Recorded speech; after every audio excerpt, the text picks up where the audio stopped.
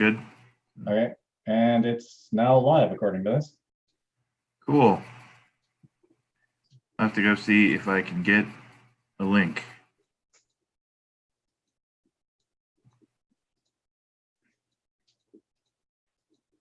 I have to go see if I can get a link. All right. Oh, I have a link here redirected on my end. So let me just whisper that to you. Okay. Oh, I have a link here redirected on my end. So let me just whisper that to you. And let me just mute my feed so we don't get the hilarious, yeah.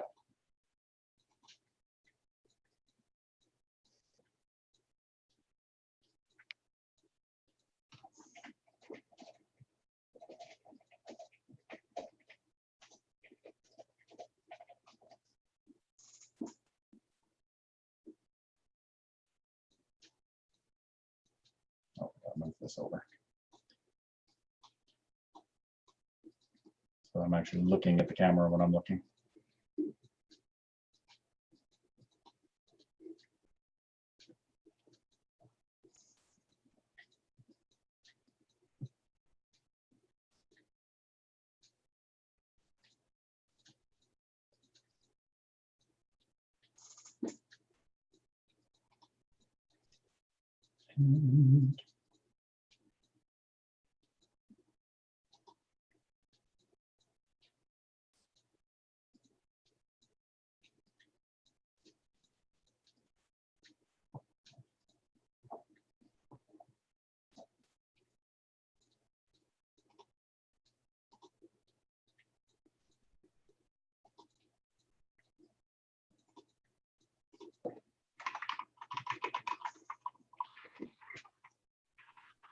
Brian should hopefully be calling in to join the meeting. But anyway, I think we're live. So hi. Yeah, we are definitely live. Your video is not up yet, though. Yeah, it's saying it won't work for some reason, and I don't know if it's because something else is trying to use it or what, but it keeps saying can't start video, failed to start the video camera. Select another video in settings, and I have no settings option. So. All right, that sounds. I wonder if Lightstream is still holding it up. It shouldn't be unless I have to close all the browser stuff. Maybe I will do that and then see if. Well, that's apparently it. Neat. Everybody gets to see me all sweaty. And I'm guessing that this person here who just called in is your guest. That's Brian Sykes, Armis. Brian, are you with us? What's going on, Charlie? Hello. So it's you, me, and Alan using Alan's company's Zoom account, I think. So awesome. Good evening, Alan. How you doing? Not bad. How are you doing? Can't complain. That was only 15 minutes of ridiculous struggling to get. Yeah, sorry. I have 21st century phone technology with dinosaur, era, techno smarts. So I'm old school. What can I say? Well, it's not just. I mean, Google had everything nice and easy where you could just click a button and you were live on YouTube and everything worked great. And they're like, hey, we shouldn't give this away for free anymore. And now that went away. So everything is complicated. And yeah. And it's worse than that because they could have gone there and said, hey, you know what? This is kind of expensive to run. Give us $10 a month, right? And everybody would have because nothing else works. Yeah. Anyway, we're definitely live. We're definitely streaming on the channel. So welcome to the office hours. It's been a while since we've done one, but hope everybody's having a good evening. We'll see if anybody joins us. I am currently lurking in the CC chat room and on the CC boards and in the Dojo Discord. Do we need to put the link somewhere? I put the link in the Discord. I could probably put it in the chat room. I remember. Probably post on the boards too would be a good idea in your office hours thread. I think I did. I will double check. Because I think something happened doesn't mean that it happened. Yeah, nope, there's a link there. Okay. You're in the chat room. I saw the link update there. Yeah, so the chat room's posted. It's on the forums, and I posted it in the Discord. So we'll see if anybody wants to jump in and ask some Oh, I questions. see Warpaw's in the chat room. Shout out to Warpaw. He joined us. What's up, Warpaw? All right. So it's been a while since we've done one of these. Since then, I'm pretty sure we've had World Championships, and that's probably the biggest thing that's happened. So nobody here went to Worlds. We did have a 1E staff meeting where a couple, Patty, Ty, who went to Worlds, sort of took the temperature of the room while he was there, and generally it was pretty positive. TOS was the new hotness, and the new hotness is always a conversation, whether it's actually broken or just conversationally, new and people don't know it yet. There's usually this is new, it's broken phase, and then 3 months later, everybody sort of calms down, and we're in the about 3 months later segment. Yeah, well, we're in the competitive season refractory period right now, so I think everyone's sort of taking a breath after continentals followed by nationals followed by worlds, almost back to back to back. I mean, there was a lot going on in a short period of time. Yeah. I mean, I'm on record saying that I have perceived concerns about TOS, but I'm also on record saying we shouldn't, be too quick on the trigger. Let's see what the meta develops. And so I think the competitive season post the cage release is definitely has a lot of data to sift through, and some hypotheses I think can be made at this point. I have a few of my own. I'm not sure if I've gotten any conclusions yet. So, well, I will say that for better or for worse, it was different this year. It wasn't the same thing for a third year in a row that was playing well at the top, which I think is a win.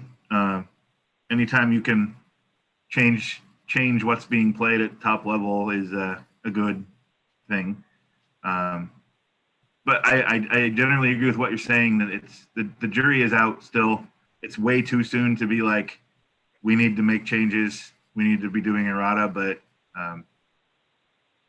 in the next couple months, as people start playing more again, and we have there's not really any constructed 1E in Texas, but we have Orlando Masters coming, and then there's I think a British Nationals also. There's also online Masters going on right now, so it'll be a couple weeks before we start seeing deck lists from that. But that should tell us something. I'm not playing in 1E. I only had time for one. I decided to go with 2E this time, but I haven't really gotten any intel out of the 1E side, but I'll be interested to see how TOS plays in the post-Worlds meta.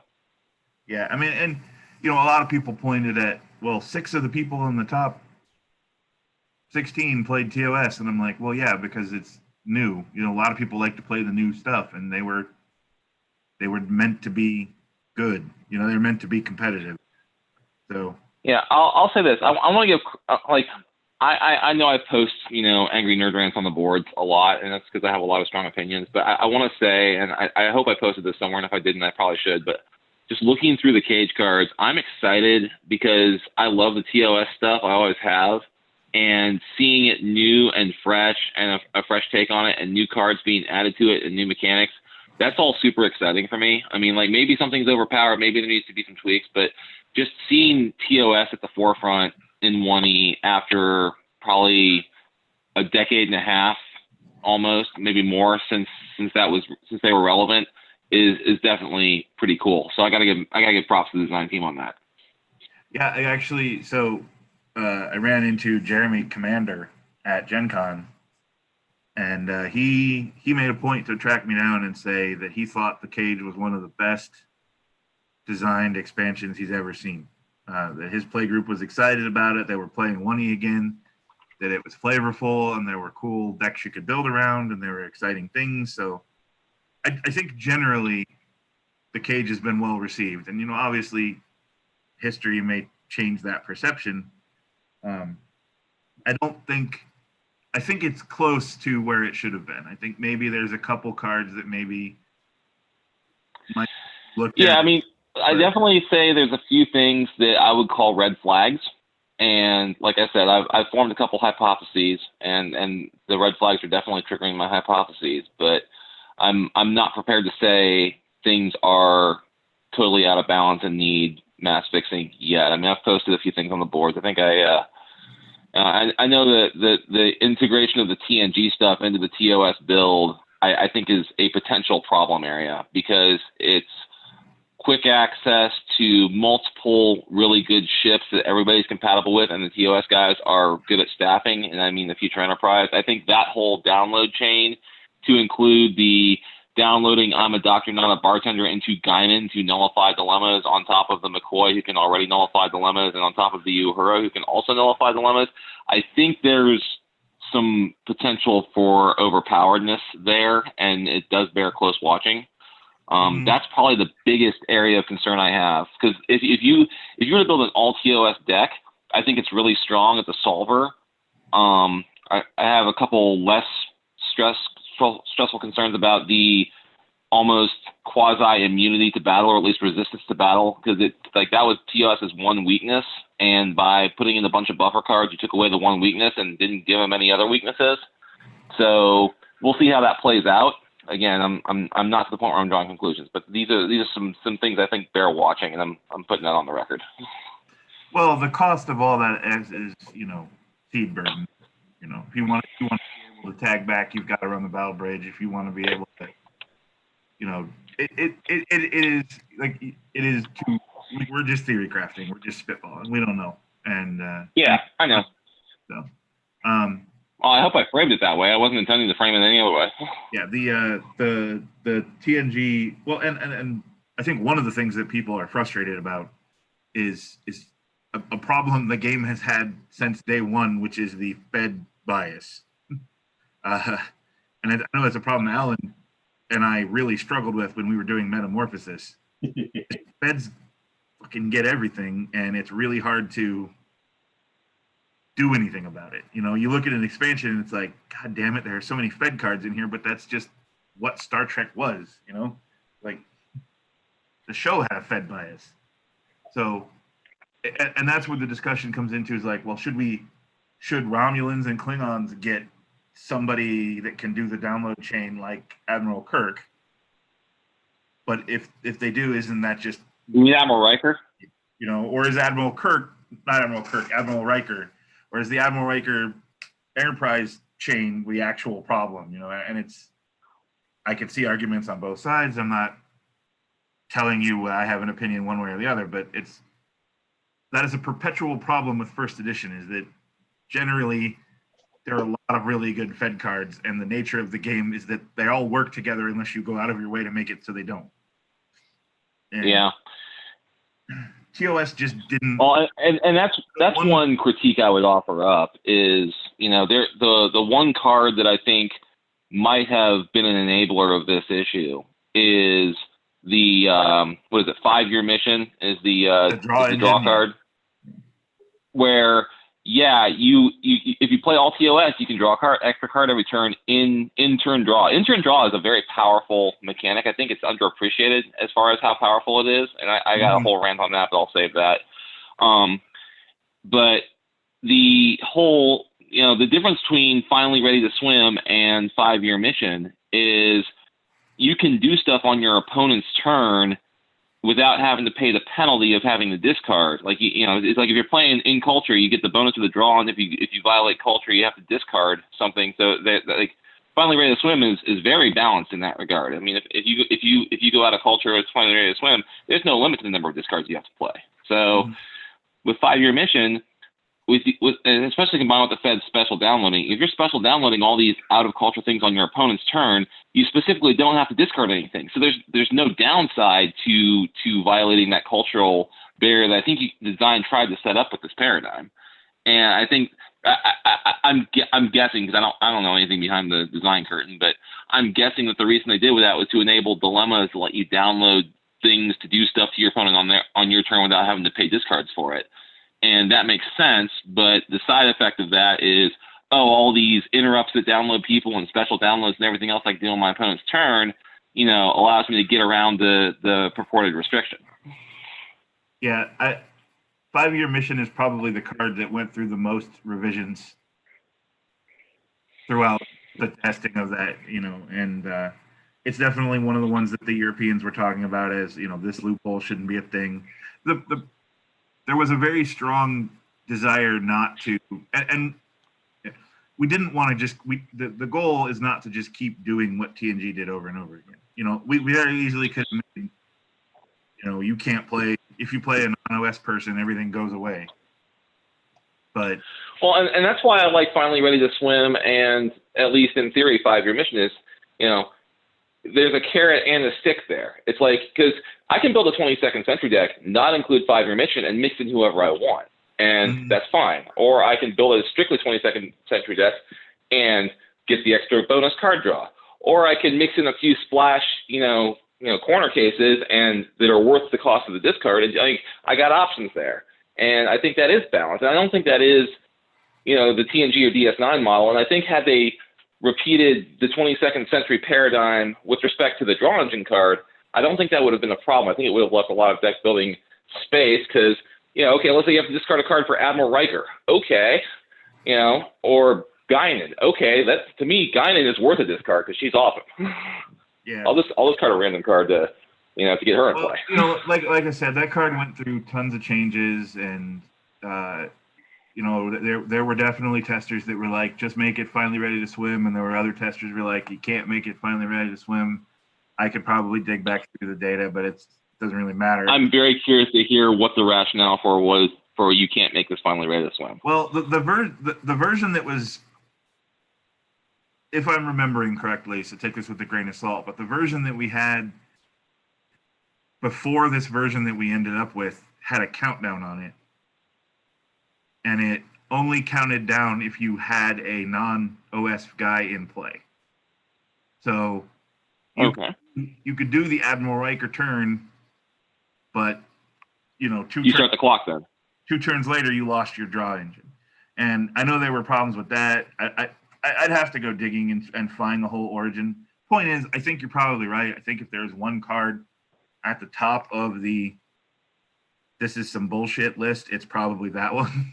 I know there are some players that are concerned about the Talos 4 Christopher Pike angle, but that's really just a TOS. Well, the only issue with that is, and I think this is well recorded on the boards because I know Heaney and I went back and forth on this one for a while, and I think I'm not sure if Alan was in on this chat or not, but the whole thing was the whole point of the Final Frontier was to have TOS without crossing quadrants. Like they have the crossover nullifier, they have the temporal investigation nullifier, so it's like keep it alpha quadrant. With General Order 7, you just download Kirk, you download the Starship Enterprise, you seed make it so, you download Radiant Door, you download crew assignment. Oh look, all your mirror guys are showing up on the Enterprise now. So yeah, that was definitely that short circuits the whole paradigm. So it's not that General Order 7 itself is bad. I mean, there's definitely some strong characters that you can download to hand, but there's strong characters that you can download to hand with a lot of other decks. So I don't think that in and of itself is a problem. Well, it's what it enables. General Order 7 was essentially officer exchange program, which didn't break the game. It's the same exact mechanic. It's go get one of these subset of guys and put them in your hand. And it's just it's a resource. And then play them for free next turn. But I mean, yeah, that's no worse than legit Klingons or whatever. I mean, I don't know. General Order 7 doesn't make me mad. And actually, I think one of the subtle things, I think this was I'm not sure if this was intentional or if I just fell into it. Again, I won't ascribe one way or the other, but one of the things that I like about General Order 7 is it has that AU icon. And that means that you need to either use the temporal conduit or the AU door or the space-time portal as a seed card. So you need an extra seed card to be able to seed that. You can download it into play with what's it called? Taking charge if you want to save yourself a seed slot or if you're going to download multiple objectives, but then you don't get the jump start that you do by seeding it. And so the cost of having to have an AU or enabler, I mean, it's because if I was just spitting people out of my outpost, I'd probably use temporal micro wormhole. But since you can't use that with temporal micro wormhole, you got to have another, a different one that doesn't give you as many other options. So General Order 7 on the whole, I don't really have an issue with. Again, I think the instant captain on ship to download captain's orders goes to the concern I do have, which is the whole, you know, you can make your TOS fed speed solver basically immune to battle in the time it takes for you to solve your missions. Well, again, you know, this is the significant feedback we got for weeks was this battle deck comes over and wipes me off the map, and there's nothing I can do about it. That's sort of where some of that came from. Right. Again, it's too soon to tell. Yeah. But I think that overall, like, this is a very intriguing discussion. But like I said, you know, we don't have a ton of data. We have some data points from Worlds. I'm sure we'll get some more when the Online Masters is over, and then as leagues start. This will be an interesting discussion to revisit in 3 more months as we flip over into the next year, and especially as the neutral zone comes out. So I will say this, and I know it's the first set of a new block, and so maybe things are not balanced yet. I definitely agree with your overarching, you know, point that this set hit pretty close to the mark. I think there's a lot more good than bad. I think what is bad can probably be tweaked through errata, and if we have to park something on the ban list for a minute, you know, okay, well, figure it out. That's why we have it. That's the whole point, right? Right. And if anything, I don't want to see us banning cards left and right, but historically we have been too shy to ban something that's a problem. Well, I'm not going to say too much here because I have a whole thing chambered about some of the decisions going the other direction on that. I think there might have been a slight overcorrection on some of these things, but you know, that's okay. Well, we can get to that in due course. Well, we might as well. I mean, you. Is that a segue? Is that what we're doing? Yeah, but I mean, like, okay. Well, so a good example, and there's a lot of feedback that 22 was a problem, regardless of where we're at right now. 22 was a problem and was a problem for too long. I don't say everybody thinks that, but there are a lot of people that think that. And part of that was this organization historically is very reluctant to put something on the ban list. One of the things that I'm trying to do is be like, first of all, we should put cards on the watch list all the time. Like if like right now we're having a conversation about the Final Frontier 5-year mission, put it on the watch list. I mean, every card that could potentially be a problem should be on the watch list. To me, that's exactly what the watch list is for. It should be used liberally. Because the point is this a problem? We want to get data on it. And then we have tools that can let us look at cards that are on the watch list and see, are they being used? Are they not being used? You know, the ban list, I don't want to. No argument for me. Go for it.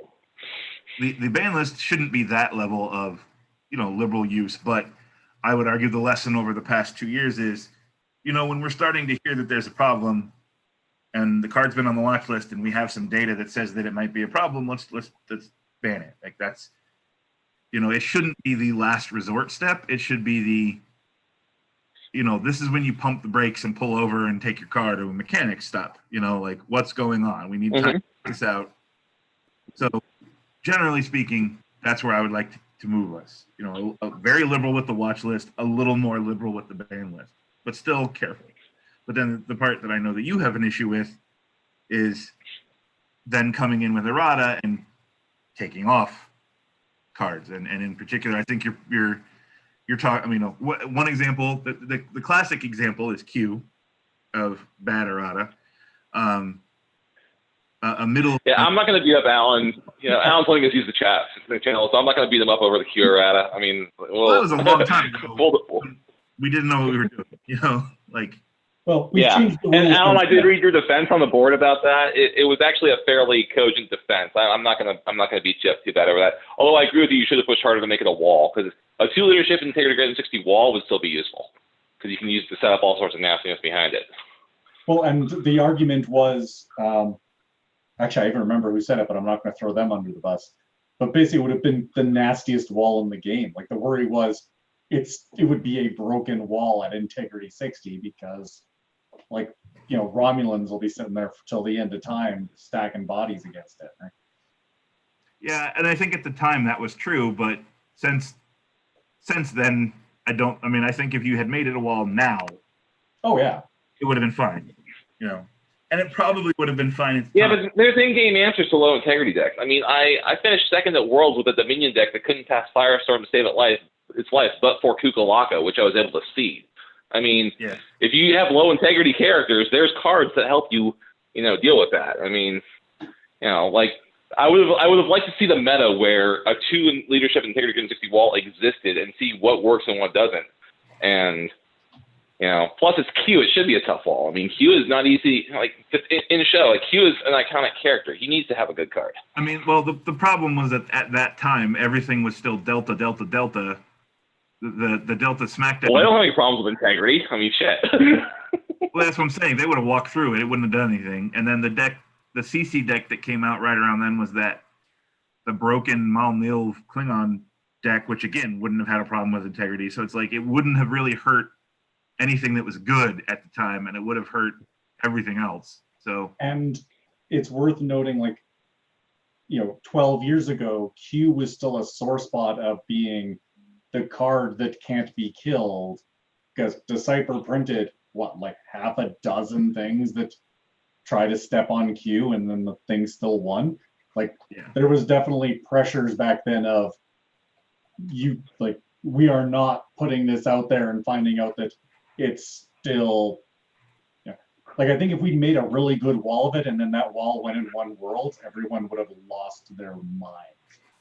Yeah. Now it's been 12 years. I don't know. What year was this? 2011? How many people were playing it? How many people are still playing 1E in 2011 now? I mean, not to like undermine the point, but the fact is the game enjoyed a renaissance with the TNT block. I mean, what was 2011's turnout, like 12 people? I mean, like there were some pretty thin worlds there in the mid 2000s on the 1E side. Yeah, I mean, let's see, 2011 World Championship. That's the semifinals. Where's the damn?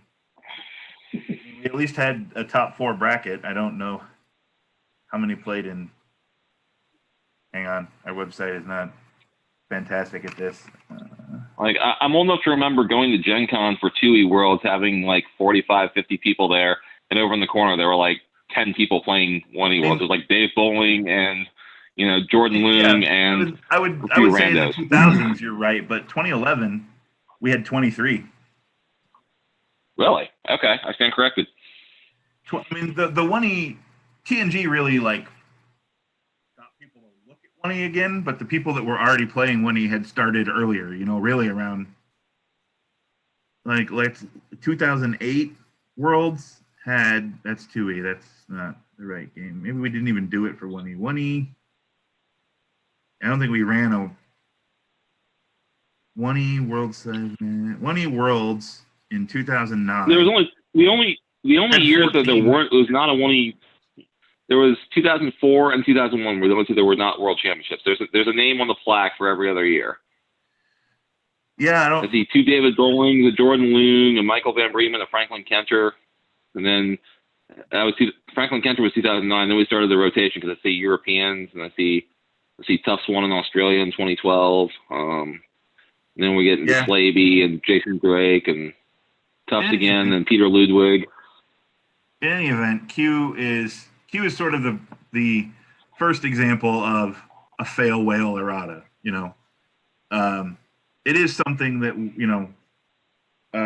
you called me out the other day, Brian, for saying that our policy was not to revisit errata, but sort of missed that I had said that we were looking at changing that policy. You just said this is a bad policy and you had changed it, but you glossed over the fact that I said we're looking at maybe changing it. But yeah, I didn't miss that part, Charlie. I'm more of where I was going with that is I'll believe that change happens when I see it, and maybe this is another example of moving too slowly in the direction of change.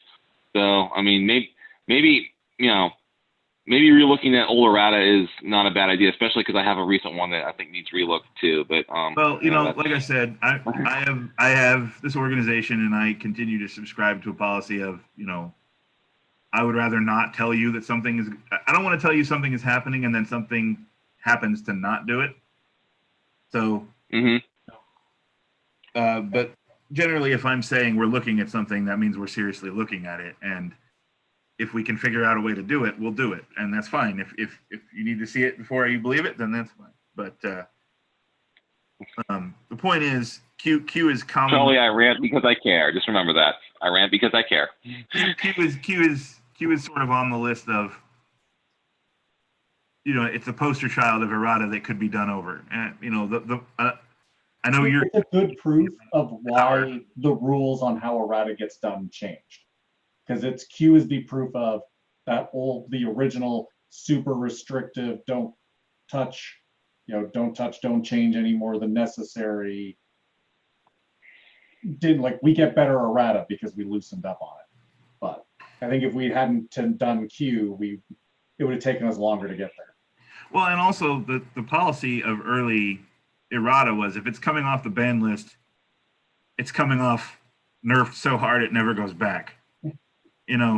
And because context is so important here, because you have to remember when we introduced OTF, and errata might have even predated OTF. I don't remember. I'd have to look. But when we introduced OTF and the ban list, it was hated. Like, there were a couple people that were like, I'm on board with this, but there were a ton of people that were like, this is some bullshit. This is a terrible idea. You can't effing do that, and it was very much a culture of like, well, if we're taking something off here, we better make damn sure we get one bite at the apple. So we're going to hit it real hard. Over the past 8 years, 7 years, whatever it's been, now we're like, we'll take it. We'll take it off, and if it's fucked up, we'll ban it again. I think we have shifted how both internally and publicly that tool is perceived. Where if original Q went on the ban list now because somebody took it to Worlds and broke something, I think it would be much differently errata than it was at the time. And again, I'm not trying to put Alan through the ringer here and the old rules team through the ringer. They made the best decision they could make at the time. But yeah, just the culture, the attitude towards what is the ban list and what is it doing and how do we use it has evolved positively. So, and if Q got redone, I'm not gonna cry tears over it. I mean, it's been 8 years, Yeah. The only time I've actually seen errata Q in the wild was when I was out in San Diego a number of years ago for the Nationals, and it was the tin draft that Dan won, which is still one of the absolute best formats when you have enough people to run it. Like, gotta say that I still got some really fun memories. But I actually, somebody drafted Q out of the tin, and we had the rule where you had to run with the errata version, and I redshirted my last mission with a stupid ship and hit Q, and it was, oh, yep, I'm stopped. Discard dilemma. Here comes my real crew to solve. I'm like, if that's a real wall, I lose the game because I have to, send a real crew, to charge through that thing next turn. But yeah, that was the one time I saw Q in the wild. I'm just like, yeah, that Q sucks. Sorry. just so I can be clear, and we can maybe put this discussion to bed for a bit. There is a new Q errata in testing. So that policy is good news. That policy has officially been changed. We are more than willing to relook at errata as needed, but we have also maintained a fairly high bar to doing that, so that it's not. And I think a high bar is reasonable. I mean, and also, if you don't, you run the risk of always changing it. Yeah, I get it. Well, Matt Zeno did it this way, and as soon as Matt Zeno steps down and somebody else takes over, they go and undo everything that Matt Zeno did because they don't like Matt Zeno or they don't like his policy. There has to be a high bar. And that's a shitty reason to do it. The right reason to go back and revisit old errata is some function of time and meta evolution. Like, if it's been the longer it's been since the card was errated and the more cards and sets that have come out since then maybe revisiting it, becomes more justified. So, it's basically Wani was a much different world in 2011 than it is now. So, it's like a new Q now, I think, is much more justifiable than you know, what the circumstances were in 2011 when Alan made the original errata. And if it makes people watching feel better, I did get PM'd by the people saying like, hey, you knew there was a new Q errata. Like, did you want to see it? And I said, no, that's okay. We've definitely learned a lot about errata. So bringing this discussion back to where we were going, Brian told me he wanted to yell at me about power of the high command. So Brian, you can yell at me now. Yes. Okay. I'm not going to yell at you, Charlie.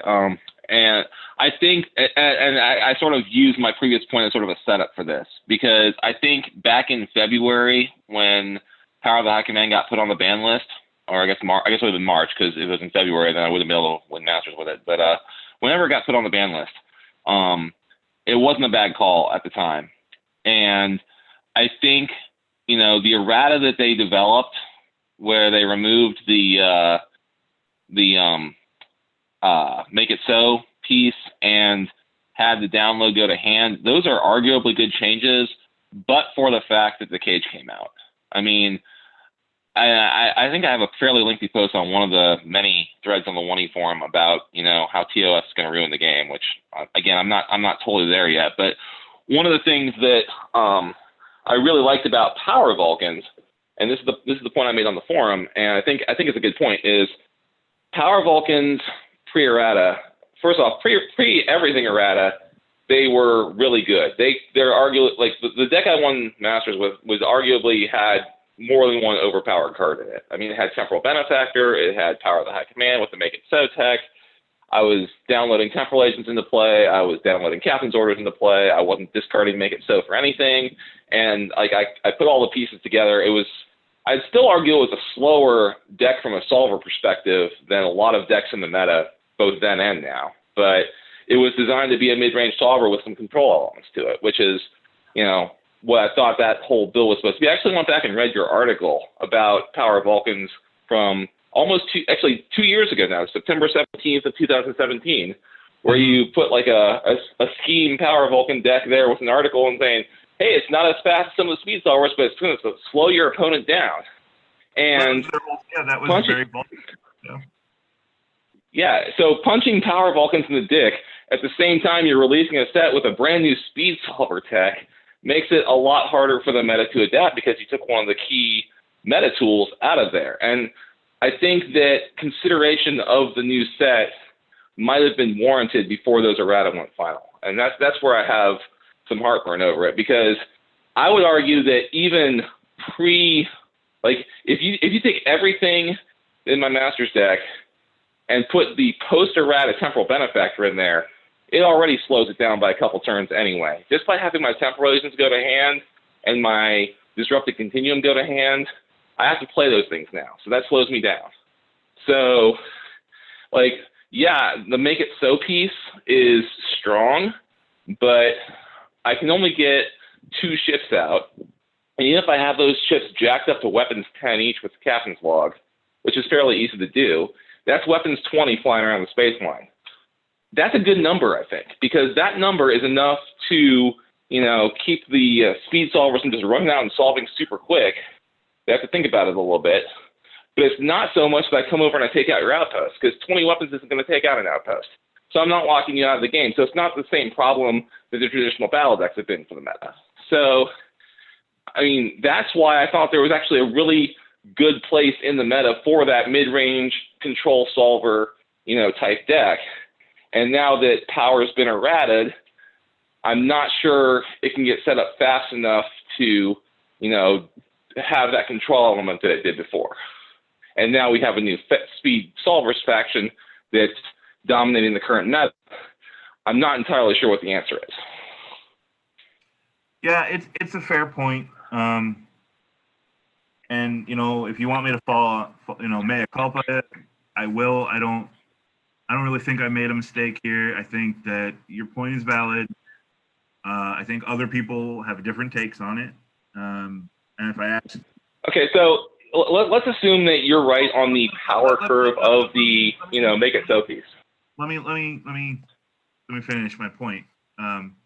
Okay, sorry. Go ahead.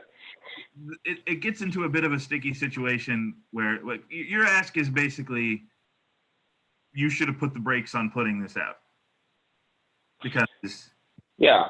for whatever reason. I mean, and it gets into a sticky situation, and it really gets into the logistics of and again, there are people who hate it when I use this word, but the logistics of an organization that is all volunteers, and that we only have so much bandwidth to do things, and there's a lag, there's a delay, and don't have a policy right now. I mean, like I suppose as the director of First Edition, I have the right to say we're not doing anything. You know, I can go to Matt Zeno and be like, I don't want you to put this errata out, but you know, your point is valid, and I don't want to distract it. And personally, me personally, I hate it when we change two things at the same time.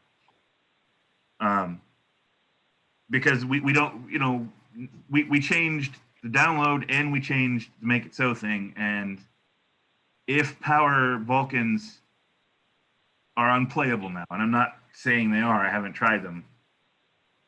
We don't know which of those two changes was too much, you know?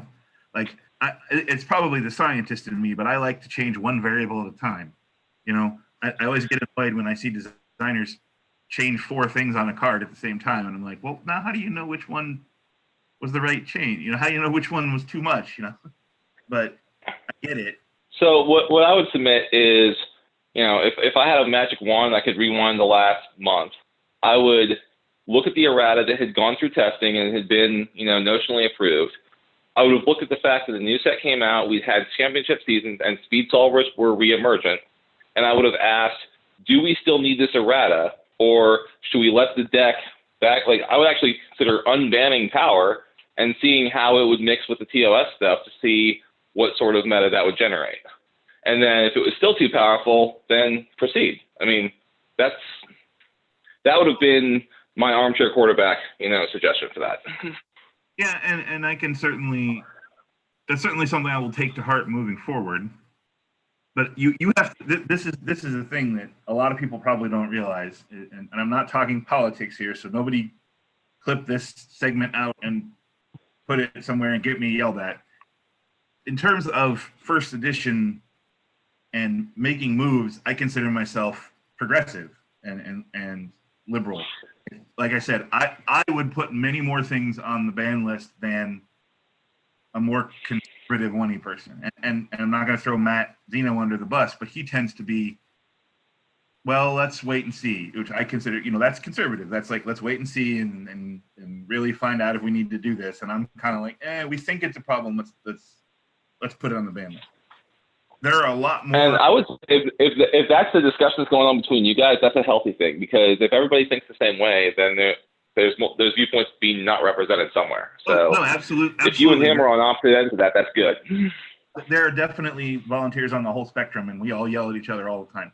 I mean, I had just recently I put up a thread, both in the public and on the volunteer boards, basically like, I've been on this job 6 months. How am I doing? Type of check-in, and you know, it was generally positive feedback, both internally and externally. But it was like, you know, one volunteer came at me for something very specific that they had a problem with, and they're like, I don't think you're doing a bad job, but you asked for feedback, and so here's something that I'm giving you feedback on. And then it was like everybody was arguing different sides of this point of view, and it's, you know, there's diverse voices, and I agree that's vital to a community like this. You know, if everybody was like me, then one of you would move in one specific direction, and anybody that didn't like that direction would be alienated.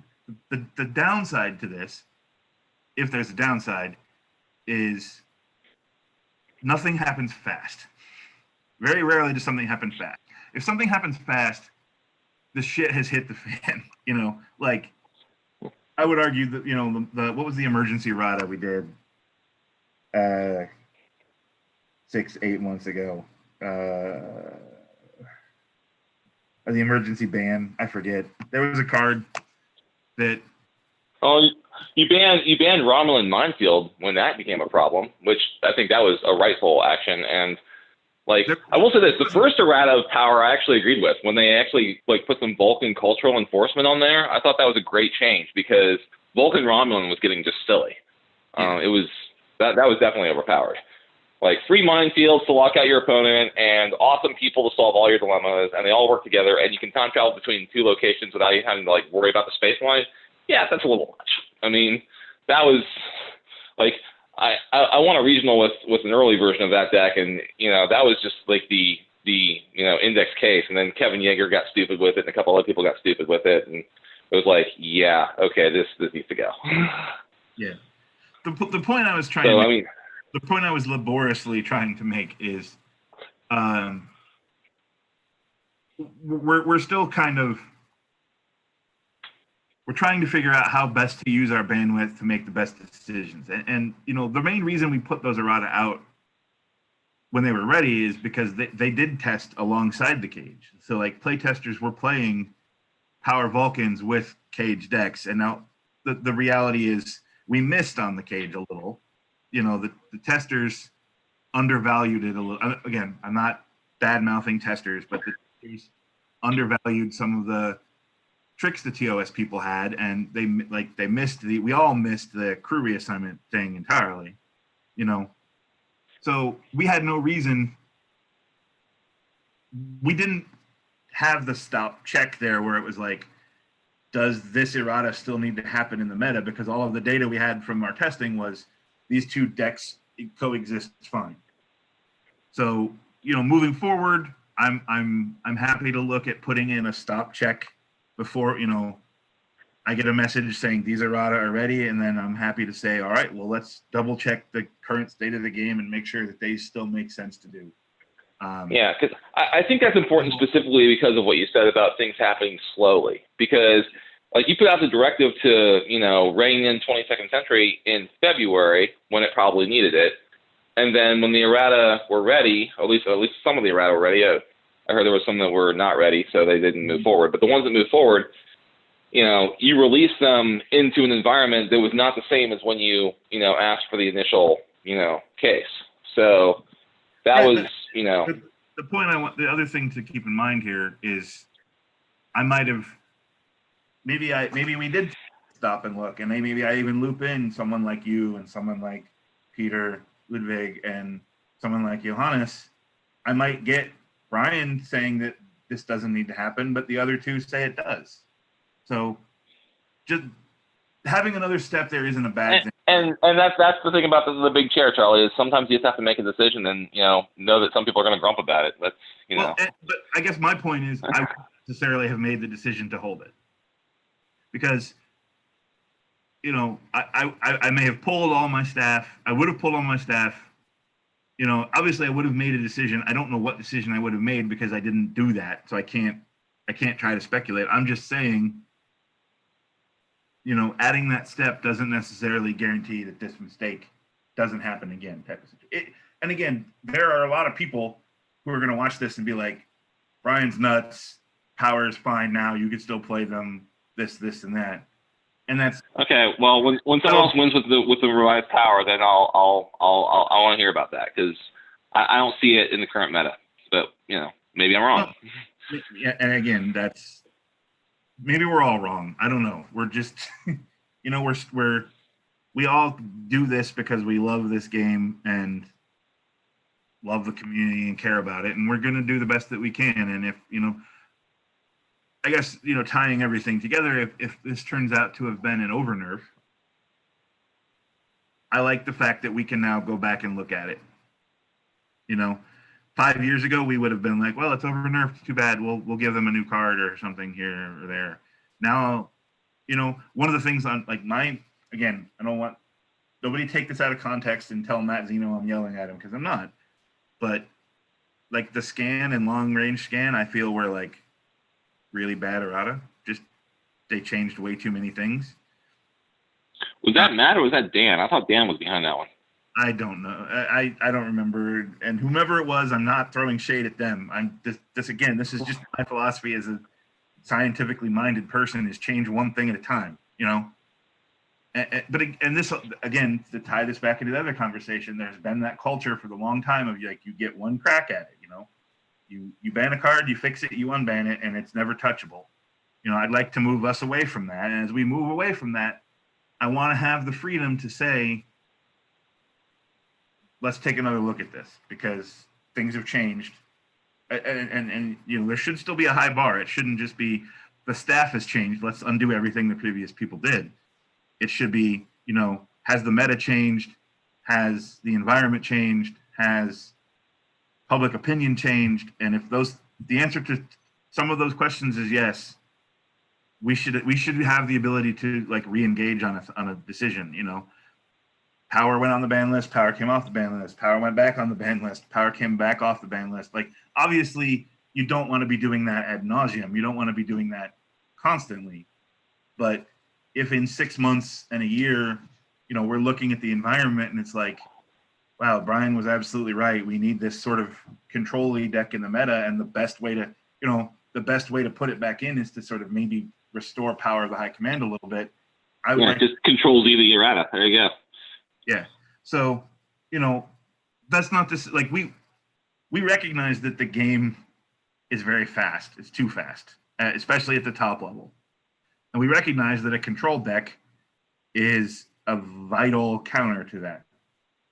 So it's not especially one that doesn't devolve into a lockout deck. I mean, like Kazon Armada can blow up TOS too, but that's a whole different animal at that point. Get to play the game, yeah. It needs to be a control-y deck that like counters that super fast speed. If I take that deck that I played in the Masters and I played at Continentals, that Lucas 30 card TNG deck that has absolutely no defense against anything, that's what control decks are supposed to just wreck.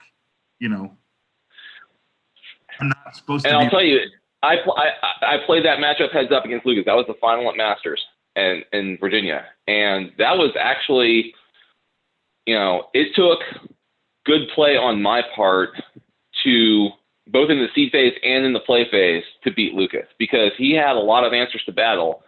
I had to devote a lot of resources to keeping him pinned in one corner of the space line. I had to put my dead end in the right place, and I had to correctly, use my Genesis effect to avoid, getting one of my ships tagged with Cytherians and pulled away from that patrol area. I mean, there was a lot of depth in that game. Like the final score says I won 100-0.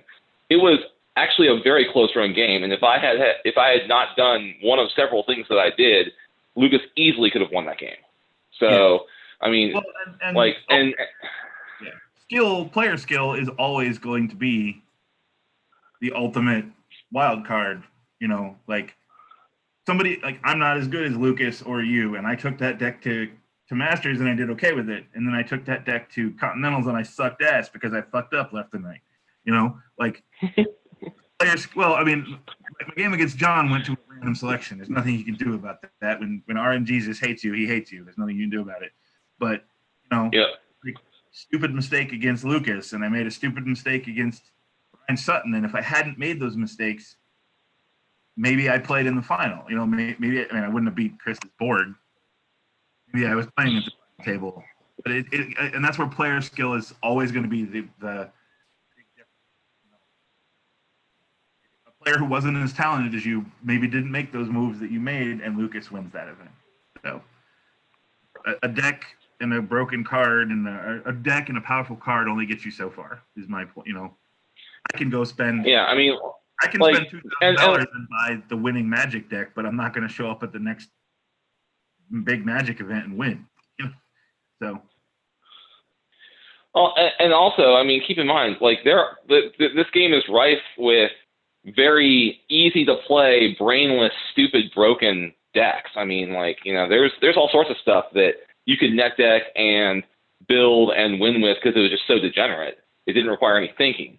Like, obviously that stuff needs to go. And it largely has, to be fair. But, I think there's a difference between a well-built deck with some powerful cards that do powerful things that, when it hits the scene, people are like, oh my God, that's broken. Well, is it really broken? Because I almost lost to Austin because he was in a different quadrant. And when you're not in the same quadrant, it's a lot harder to control things.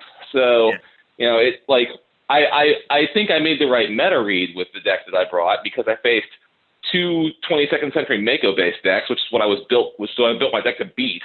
And I faced Lucas's TNG Solver, which was a favorable matchup. And I had to scrape and claw against the one unfavorable matchup. I pulled a timed win.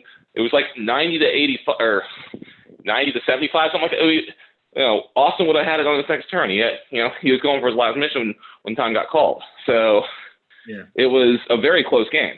And that's why people are like, oh my God, this deck's broken. I'm like, no, it's not. Like, there are some very bad matchups for this deck. I just didn't have to face them in this tournament because I made the right meta read.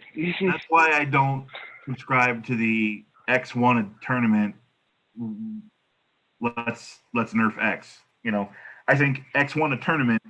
Let's look at X. You should always look at what won a major event. That especially in that where a lot of top players are. You should always look at the top decks in that case. Like not looking for a problem, but look.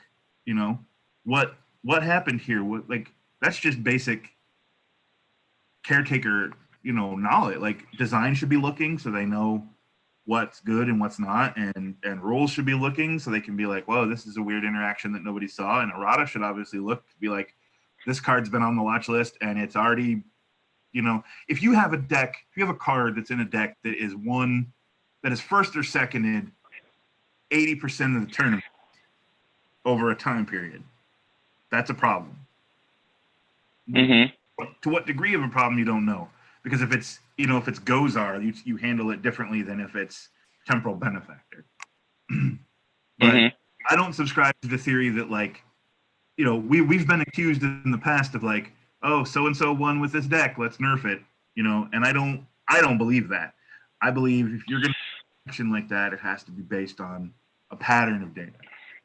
Like I said. Okay, so Charlie, having said all that, let me ask you this, because between the time I won Masters in early March, Robin Honeycutt took my deck with my coaching and won a regional with it, post-Temporal Benefactor errata.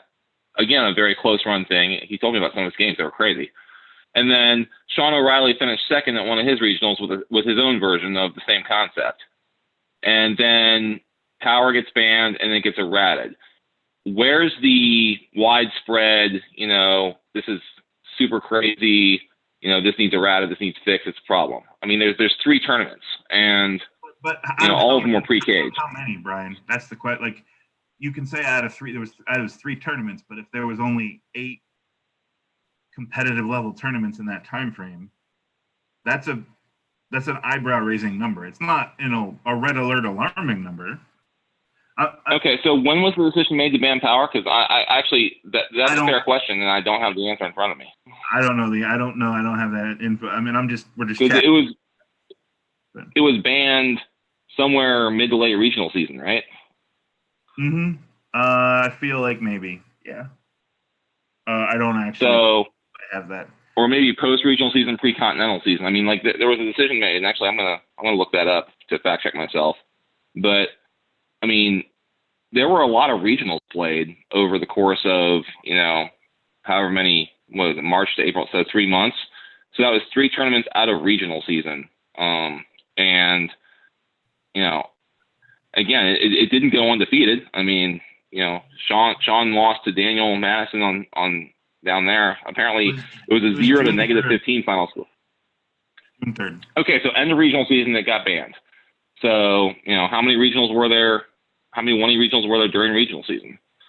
So that's really the test bed, because Benefactor errata altered the deck and made it less powerful, which, again, I can say that Benefactor errata was actually probably a good errata on net, because it did help rein in 22nd Century, from completely stupid to still really strong but playable, which is a good place to be, I think.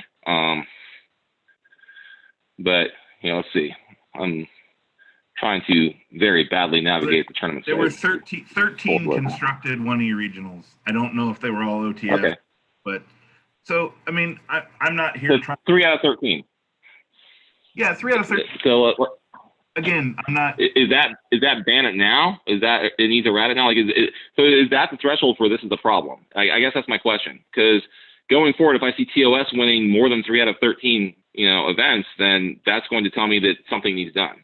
If that's the precedent that I'm not gonna tell you that there's a firm number. I mean, there's a lot of art to this, and there's science to it. But like, you're trying to get me to say this percentage is a problem and means it goes on the ban list, and it's not as simple as that, because you also have to look at, you have to look at the second, third, and fourth place decks. You have to look at local events. It's a situation where 22 had a big target on its back, and if anything, this organization was probably looking for things they could pick off, because 22 had been dominant for a very long time. Yeah, you'll notice I haven't complained once about the holographic skin card ban and maybe possible errata. No, like I have zero problem with that not being there. I'm not interested in relitigating whether whether power should have been banned or not. I'm interested in you're asking some good questions. It's like, what's the threshold? I don't have a good answer for you, and I would prefer not to have a definitive, because you run into situations like that. Like if Cytherians is in,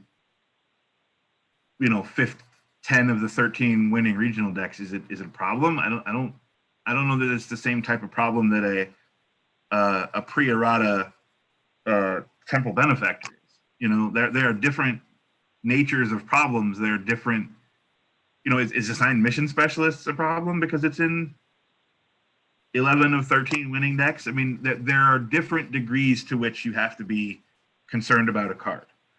And the most urgent threshold to me is this card's existence degenerating the options available to players? If it turns into a situation where it's like you have to play Makos or you have to play a deck that can beat Makos, that's degenerate and urgent action should be taken. If it's this deck is a little strong and is winning a lot, you look at that and you dig into it, but there's a difference there. And does that make sense? Like there's not a single universal answer of, if a card is in this many decks, it's a problem, or if a card wins this many tournaments, it's a problem. What the point that I was originally trying to make, and I hope landed. Let me turn the light on real quick. I feel like I'm getting goofy.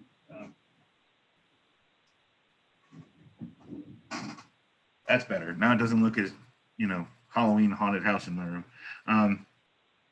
The point I was trying to make earlier is that, oh man, I forgot what I was trying to say. Stupid light. Man, I hate getting old. Can't remember anything.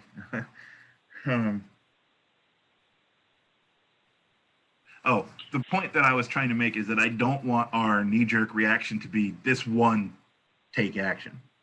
I want our knee-jerk reaction to be this one,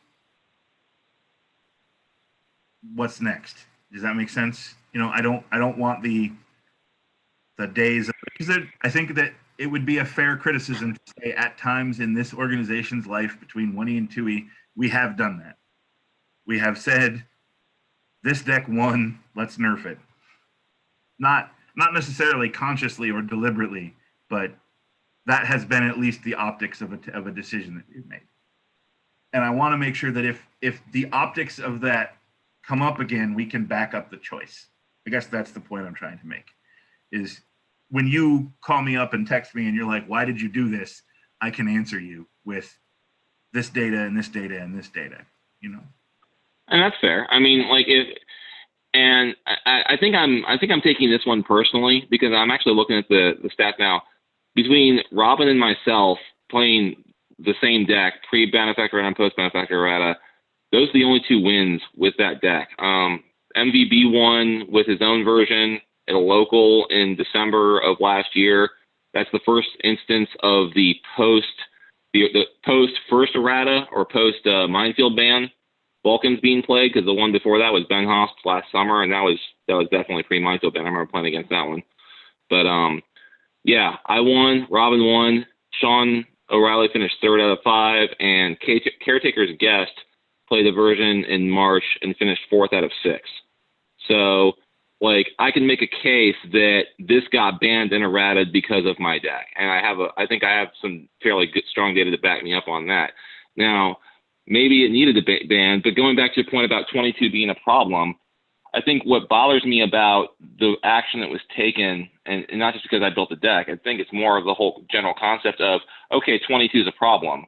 Makos are everywhere. Makos are a problem. This deck beats Makos, so we're going to kick this deck in the nuts, but leave Makos untouched. And that's where I'm like, well, okay, so we want a speed solver meta, because now you have Makos and now you have TOS, and they're both speed solvers. And if we just want to play race to the mission solve, then okay, but I think the game becomes less interesting then.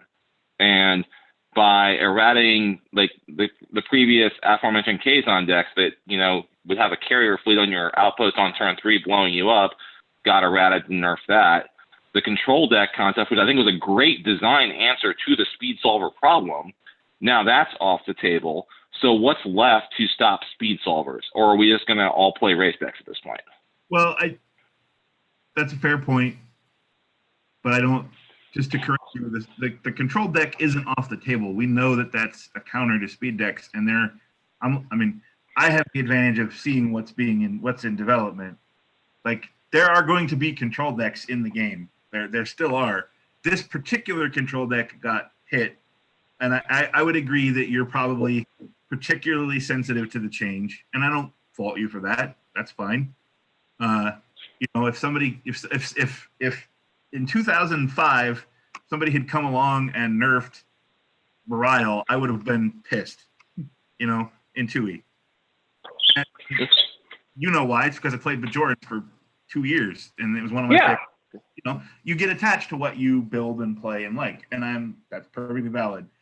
The main takeaway for me here is we need a sanity check before we release, and we probably need a sanity check before we release, if not all errata that are likely to affect the competitive meta, to make sure that what we're putting out is still having the impact that we want it to have.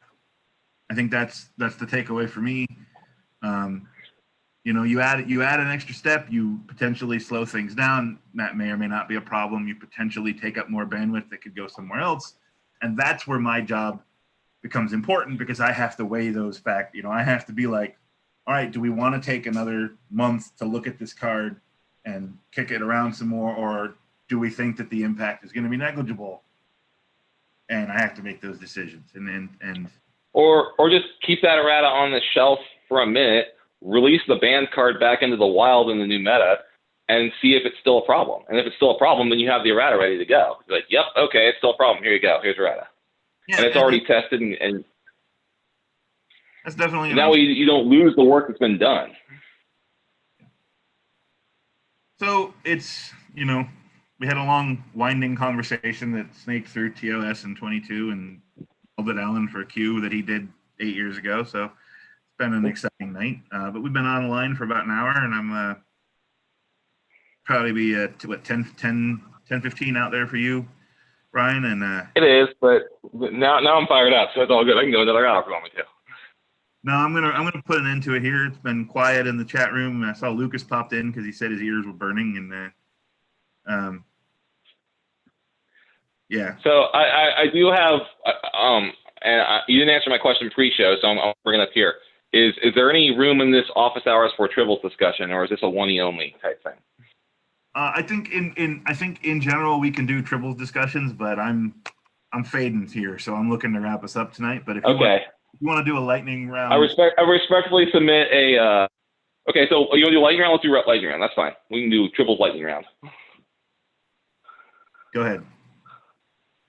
So, you know, I think I was giving you some more tough love on the Tribbles boards on some of the stuff because we were getting some complicated rules questions. What's your policy for errata-ing Tribbles cards? Because I think we can clear up a lot of silliness with some word clarifying errata that keeps the intent on Dabo. Because Dabo is a good card and I like it, but it breaks the rules. Well, the problem isn't Dabo. The problem is Go, because Go doesn't take another turn. That's not what it does. No, actually, Go does take another turn, and it has since the beginning. So the definition of turn was changed somewhere along the line. Right. And that was years ago. I went back and looked at my Tribbles box game on the rules card. It has Go, and it says take another turn. And then the CC version says play the next triple in sequence is taking another turn. Like, if that's what a turn is, that's fine. You just need to reword Dabo to say something like, if your opponent activated more than one power, play this card. It doesn't matter if they played a dual power tribble or if they did a 1 go to 10 whatever or whatever it is. If more than one power got tripped, then you can just, drop your Dabo down. I understand, but actually wording that is not as simple as you're saying. And again, the problem is Go. I understand that Decipher wrote it, but I don't buy into the Decipher made it and everything they made is holy and cannot be changed. Go is worded poorly for how the game works now. Go, if you were going to change a card, it would be Go. You would just say that you may play the next tribble in sequence. That's all you have to change. And then that clears up a couple other weird, because if you look through the Tribble World rule book, there are a number of places where you have to sort of explain how a power works, because, 3 different people have made Tribbles 3 or 4 different people have made Tribbles expansions over the years, and nobody really paid all that much attention until now. So, now that there's somebody who's shepherding it, like getting Tribbles, to answer your question, I'm looking at going back through Tribbles and cleaning it up. Just not anything significant, like not new rules or new. I mean, I know I put up a thought experiment about OTF, but I'm not really looking at that. I'm just looking at like how can we simplify things and make them consistent. And I'm more than willing to do that, and I would like to do that soon, moving forward. So, Okay. Tribbles errata is not off the table. What about Tribbles ban? Antes should be off the top of your deck, not out of your hand. And that I agree with, because 10 ante is very problematic in a world where Masaka exists.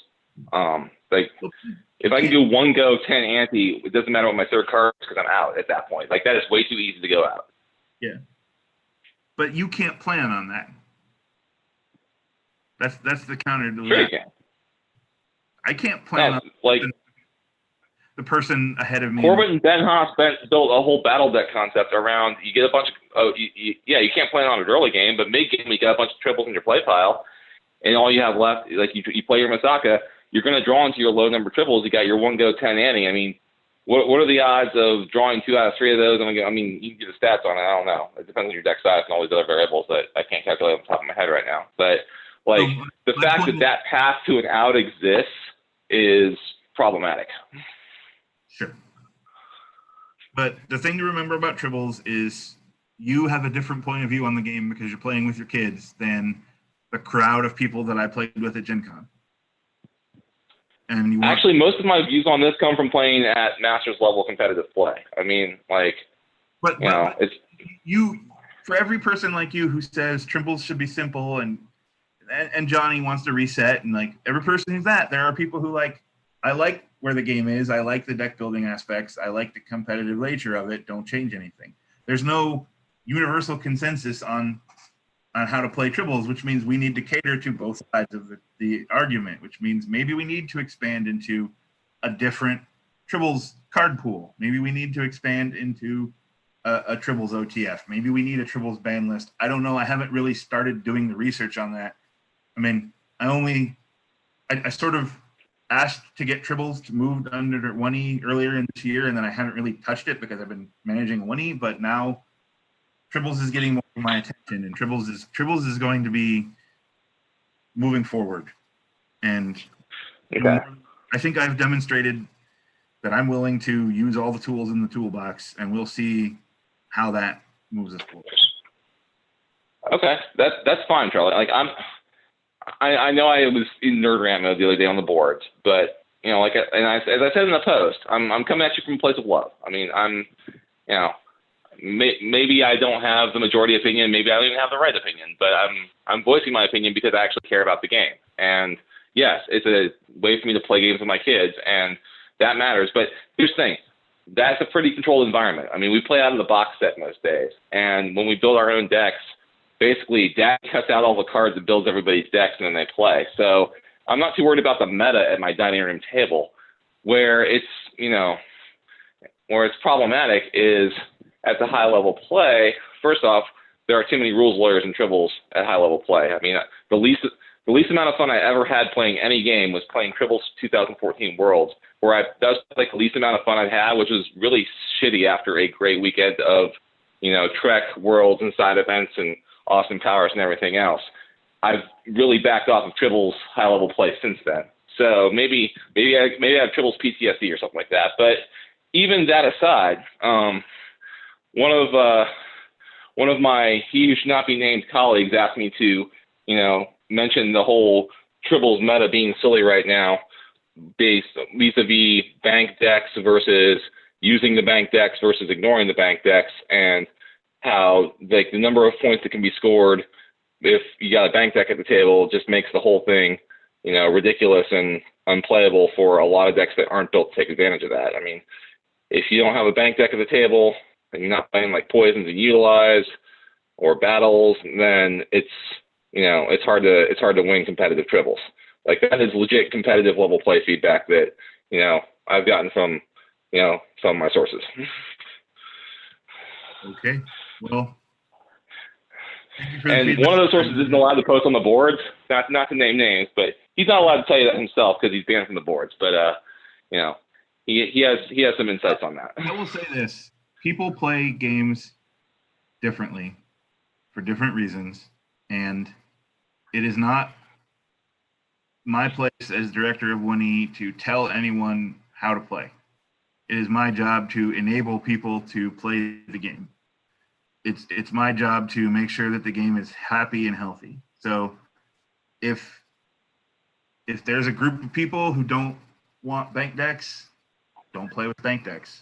I mean, I'm not dismissing those concerns because I agree with some of them. I agree with a lot of them that, Tribbles has become who can run up the score the highest and not who can go out. And there's things we can do with that. There's some stuff in the new Tribble expansion that's a little bit addressing that, and then we've got discussions for what we're going to do next year. But it's not for one play group or one group of people to tell everybody in the world how to play Tribbles or 1E or 2E.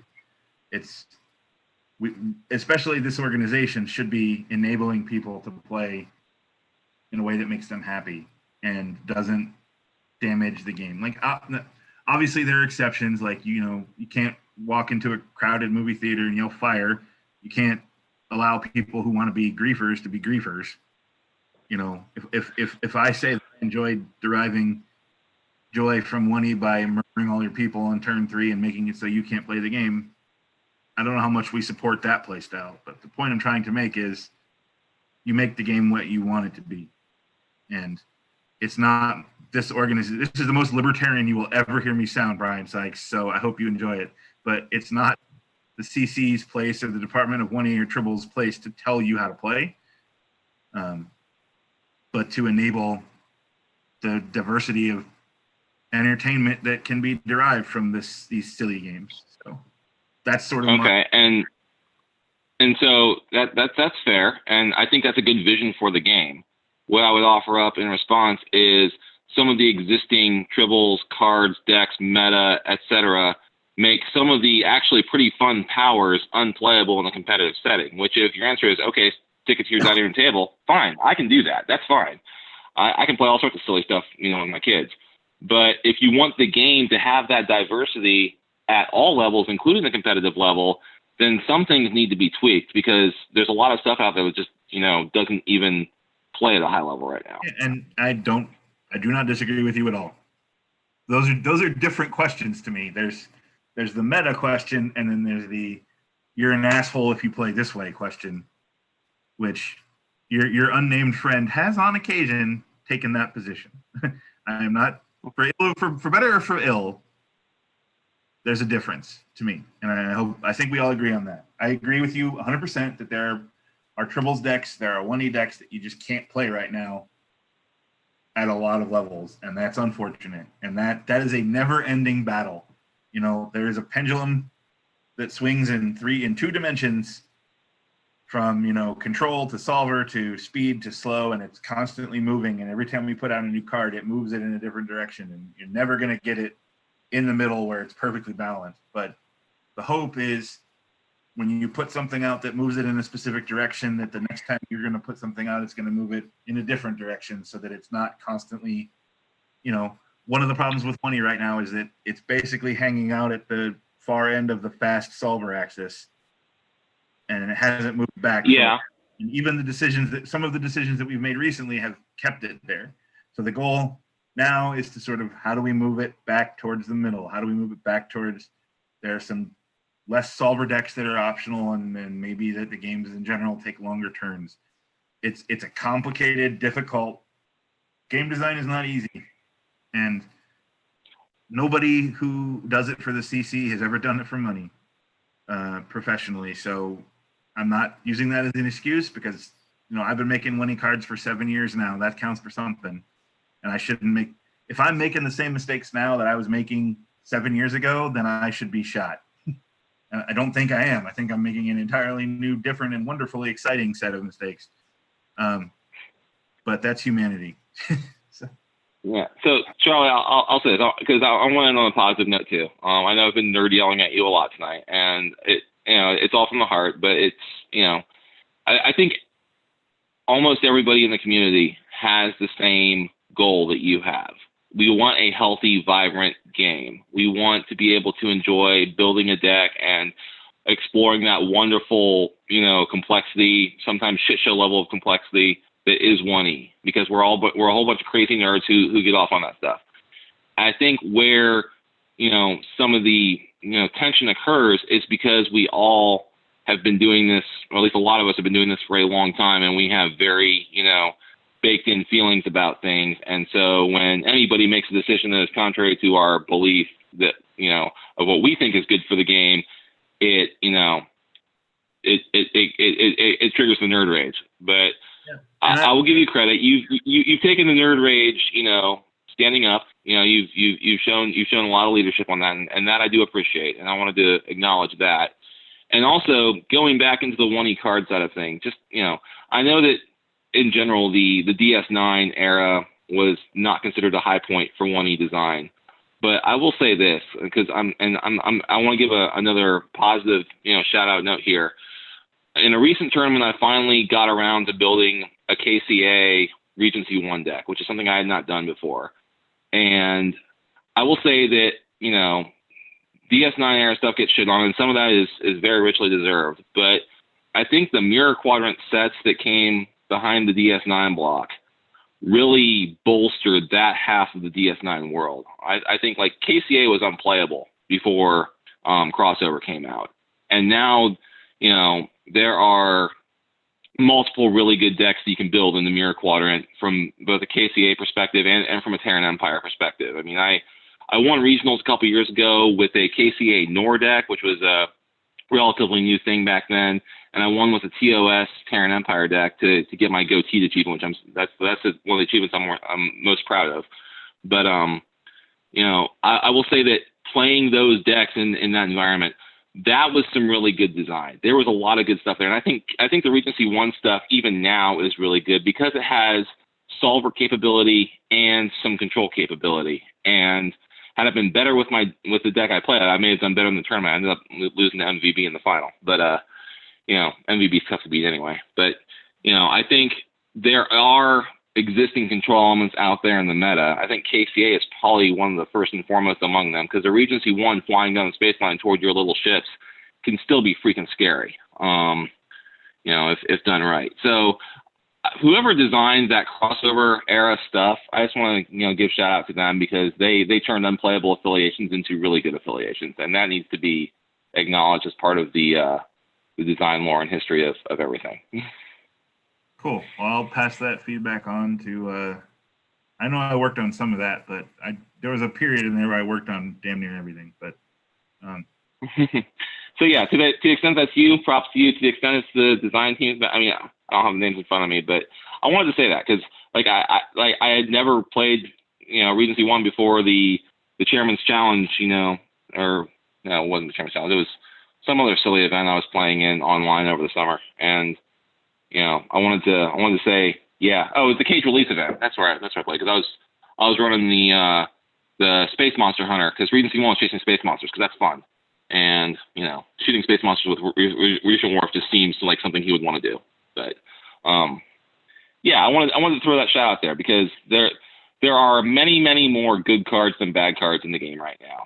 So I wanted to say that because this game's still fun, and the fact that Decipher has not been around for a dozen years and they weren't making 1E for a large chunk of the time they were around, and we're all still here playing 1E nerd games says a lot, and it says a lot about your commitment and your dedication. And I know we all beat you up over all sorts of nerd stuff all the time, but the fact is that none of us would be here if it weren't for your efforts. So I wanted to acknowledge that. I mean, and, like I said, I come from a place of love with all this, even the nerd age. And it's fine. And my job is one part project management, one part vision, and one part communication. And I probably more like 3 parts communication. And my goal is to make sure that when we make a decision, whether you like the decision or not like the decision, you understand why it was made. And if at the end of that process you still don't agree with it, then that's fine. No one is going to agree with everything that I do. No one ever has, and no one ever will. And it'd be boring if they did. Let's be real. Yeah. So that's the beauty of the new bylaws and the new CC structure is if enough people don't like what I'm doing, I won't keep this job. And I like the job. I'd like to keep doing it. So obviously I have a vested interest in I could interpret that as do what the majority want. I would rather interpret that as I'm going to do what I think is best based on the data that I have from volunteers and from the community until I am asked not to do that anymore. So I'm not going to cater to the majority. I'm going to cater to the future. And that's always been my philosophy, but it's especially so as the director of 1E. But on that note, Alan, that's a great way to wrap it up. Awesome. Alan, we've basically used your chat for the last hour to yell at each other. Did you have any final thoughts you'd like to share? And thank you for letting us use your stream. So. Oh, no worries. No, I'm just here running tech today. So. All right. Well, thank you to Alan Gould on the forums, and Brian Sykes Armis on the forums for participating in this discussion. It's certainly much more fun when I have somebody to bounce conversation off of than stream my desktop working on whatever I'm working on. The downside is my column is not done and probably will not be done before the tick, so there will be a Thursday roundup this week instead of a Wednesday roundup. But thank you all for listening. I'm probably going to look to do another one of these in 3 or 4 weeks. I'll settle on a date and post that soon. I'll also post the link to the stream. Hopefully the audio is okay. We had trouble at our board meeting with the audio, but yeah, we'll get this going. And again, thanks to Alan, thanks to Brian, and this has been Office Hours.